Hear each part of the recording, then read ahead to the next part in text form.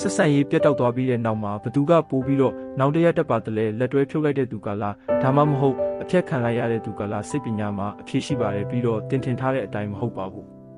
အကယ်၍များတင်ဟာအဖြတ်ခံရသူဆိုရင်ခက်ခဲတဲ့အဆင့်၃ဆင့်ကိုဖြတ်ကျော်ရပါတယ်ထိတ်လန့်ခြင်း shock ထုံထိုင်းပြီးအဖြစ်မှန်ကိုလက်မခံပဲရှောက်သွားနေမယ်တချင်းတိုင်းကသူ့ကိုအမှတ်ရစေပြီးဖုန်းထဲကနေရာတိုင်းကအမှတ်တရတွေဖြစ်နေတတ်ပါတယ်စိတ်ခံစားမှုဖျို့ဖျဲဖြစ်ခြင်း emotional chills ပတ်ချလဲနေမယ်စိတ်ကထွက်လာတဲ့စာရူတွေပို့မယ်အိတ်မပြောတဲ့ညတွေဖြတ်တန်းရမယ်အမွေတစ်ခုခုကိုမျှော်လင့်ရင်းစိတ်တက်ကြနေတတ်ပါတယ်လက်ခံခြင်း acceptance နောက်ဆုံးတော့သင်ဟာဒီအခြေအနေကနေရုန်းထွက်နိုင်မယ်နောက်ကလိုက်တာကိုရပ်တန့်ပြီးကုစားနိုင်မယ်ဒီနေ့မှာတော့အဆင်ပြေသွားပါပြီလို့ခံစားရပါလိမ့်မယ်ဒါပေမဲ့သင်ကအဆုံးသက်လိုက်သူဆိုရင်တော့အခြေအနေကကွဲပြားပါတယ်လွတ်လပ်ခြင်း freedom ပထမပိုင်းမှာတော့တက်တာရရတယ်လို့ခံစားရမယ်ပုံမူအသက်ရှူလို့လွယ်လာမယ်အသစ်တွေကိုစူးစမ်းပြီးရှေ့ဆက်နိုင်မယ်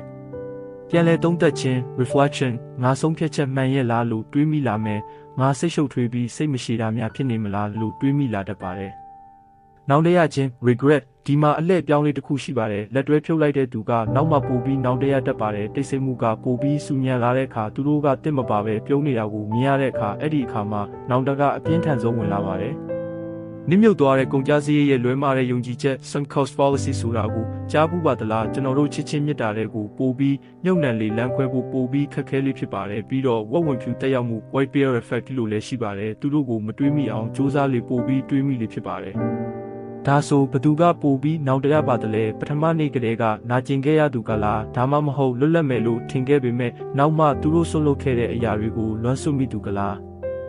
အကယ်၍များတင်ဟာခက်ခဲတဲ့အခြေအနေမှာရှိနေတယ်ဆိုရင်တိထားတင်တာကနာကျင်မှုဟာမိမ့်မိန်သွားတတ်ပါတယ်ဒါပေမဲ့ရှင်းလင်းမြင်သာမှုကတော့တိုးတက်လာပါတယ်ပြီးတော့သူတို့ကတင့်ကိုအရန်စောစောလွတ်ပေးခဲ့တယ်ဆိုရင်ဒါဟာသူတို့ခံစားရမယ့်နောက်တစ်ပါးတင့်အတွက်မဟုတ်ပါဘူး